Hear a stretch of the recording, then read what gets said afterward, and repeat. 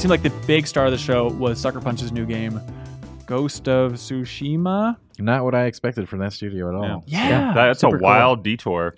So it takes place in the 1200s, and Tsushima apparently is an island between Korea and Japan, and it's set during like the Mongol invasion. They had a behind-the-scenes video kind of buried in the live stream with like a little bit more info about the game.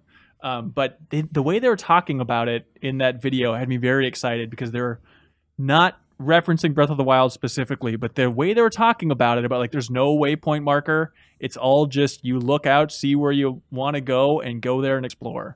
And that sounds like an ideal open world game. We'll see if they actually, how much that's actually delivered on. I saw that too, and I took it more as just like, hey, there are some secrets out there that you can stumble upon, you know, but I don't know how tightly crafted of a campaign or story or whatever they're trying to do.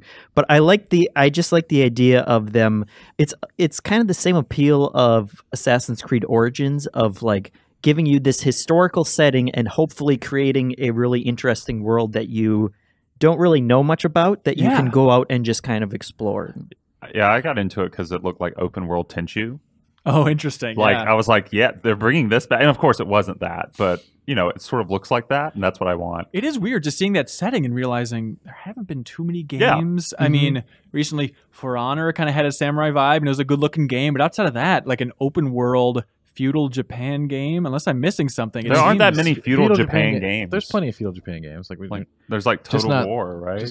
Just not like this one. Like you said, sure. I bet the Assassin's Creed team is like, damn it, they got to it first. That's right there. It could have been such an exciting one. Why didn't we do the thing fans have been asking for 15 years? I told you, you idiot. No one wanted to go to London, for Christ's sake. But I like London. Yeah, Joe Juba wanted to go to London. That's true. Something that kind of I'm a little worried about is in the behind-the-scenes video, they mentioned that one of the pillars is stealth.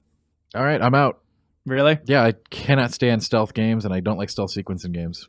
It's just not for me, and I know that. So, you know, hey, if you like it, you like it. It's not for me. I feel like if the tone and the vibe is strong enough, and I can hide in some grass and jump out as a samurai, like there's a world where they using can pull a it bow off. and arrow, I'm sure, if they're counting that kind of thing. Well, if we're talking like Horizon, like light stealth, that's a different story. But I bet that's going to be a huge reference for them, is Horizon. Yeah, but it's fantastic to see Sucker Punch getting away from Infamous. As great as those games were and have been, it's always exciting to see new IP, especially this late in the generation. Yeah, Horizon seems like a good analogy to me of just where Guerrilla was finally allowed to do something new, and it turned out to be really refreshing from them. I hope that it works out the same for Sucker Punch. Yeah, and they've already been working on it, as they explained, because, I mean, my Second Son came out years ago, so they said they've been working on it for like over 3 years, and so it might be closer to release than we think, but who the hell knows when it's actually coming out.